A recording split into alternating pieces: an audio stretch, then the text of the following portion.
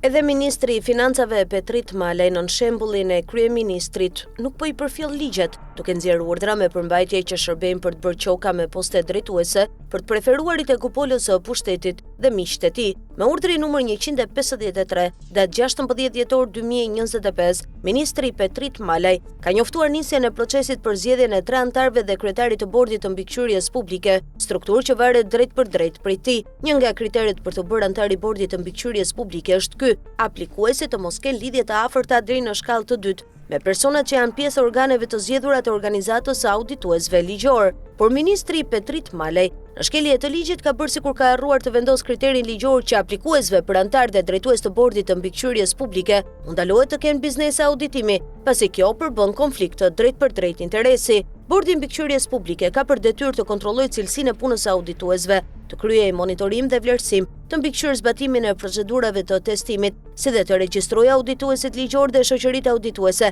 përfshirjet dhe vendosin e masave disiplinore ndaj tyre, sipas kritereve të vendosura nga ministri Petrit Malaj. Në garën për të bërë antar i bordit të mbikëqyrjes publike, nuk lejohen persona që kanë lidhje familjare me drejtues të organizatës audituesve ligjor, por lejohen ata që zotrojnë biznese auditimi. Edhe vetë ministri Petrit Malaj, drejtori i përgjithshëm i tatimeve Ilir Binaj, si dhe bashkëshortet, prindrit dhe familjarët e tyre, zotrojnë kompani private me aktivitet auditimin, duke qenë në konflikt të hapur interesi me funksionet e larta shtetërore që ushtrojnë. Aktualisht, antare e bordit të mbikëqyrjes publike është Adriana Berberi, e cila ka biznes auditimi. Bashkëshorti i saj është specialist në Agjencinë e Pasurive të sekuestruara dhe të konfiskuara në Ministrinë e Financave. Djali i saj punon në drejtorinë e ekspertëve kontabël dhe audituesve në Ministrinë e Financave, ndërsa nusja e djalit është deputetja e PS-s, Bora Muzhaqi.